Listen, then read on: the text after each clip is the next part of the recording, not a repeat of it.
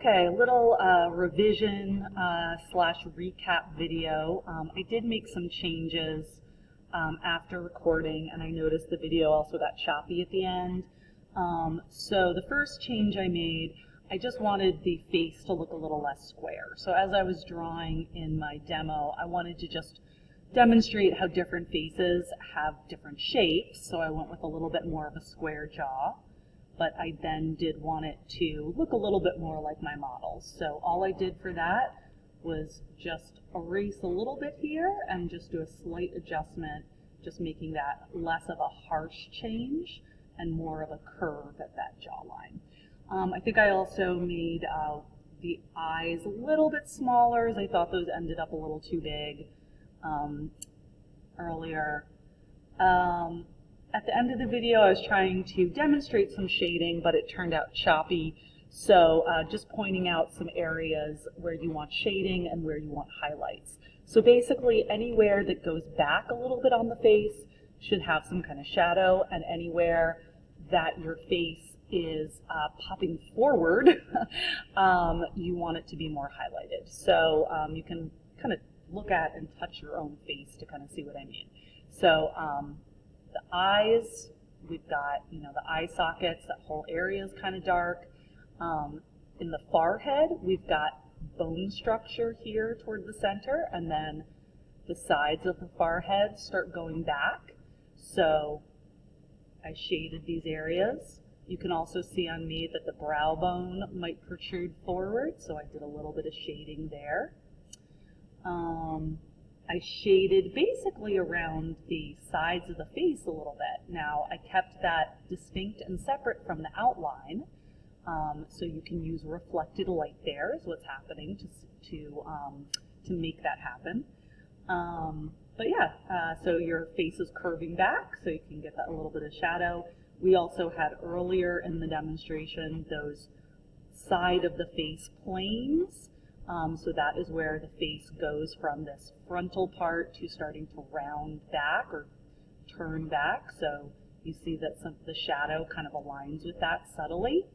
And you see it maybe a little bit more pronounced right here. Let's see, shading underneath the jaw and chin. So again, you want to make sure that that doesn't just blend into the shadow here. So you can have one be darker, you can have the outline help you there. So unlike when you're doing basic forms, you need outlines when you're doing something a little more complex. So you don't have to have heavy outlines, but you'd have to get to definitely a higher level of skill to avoid outlines altogether. Let's see, anything else? Okay, so that was a quick shading job. Oh, I know. So this area and this area, we've got some shading there with the chin poking out and some mouth muscles here and here. You can kind of see there. Underneath the nose, shading, and the side planes of the nose, a little bit of shading to kind of basically define where you had lines before. And underneath, sort of this whole bottom part of the nose can be shaded.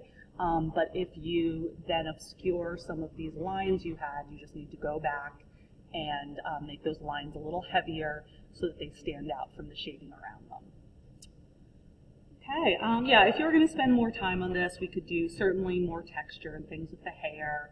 But this is my quick version, and I hope it went well for you. All right, I forgot about the ears. I didn't actually add shading to them, but if they are looking a little too white, you may want to add some light shading. The parts that kind of have sort of like the holes in the ears, if you will, there's a little bit here, so those could be a little darker. Don't worry too much about the ears. They're not a major focal point of the face, so you just, the contrast in the ears should be low anyway, but you also don't want them to stick out because they're too dark or too light, but they are going back on the face. So a little bit of shading there is good too. All right, hopefully we kind of covered everything. If your shirt is looking just like way too white, I really didn't do this, but same thing with the shoulders. You can have basically, the edges, have some more shading there. Underneath here, basically along all these seam lines, these are just little forms, so you can have just a little bit of shading to define those rather than lines.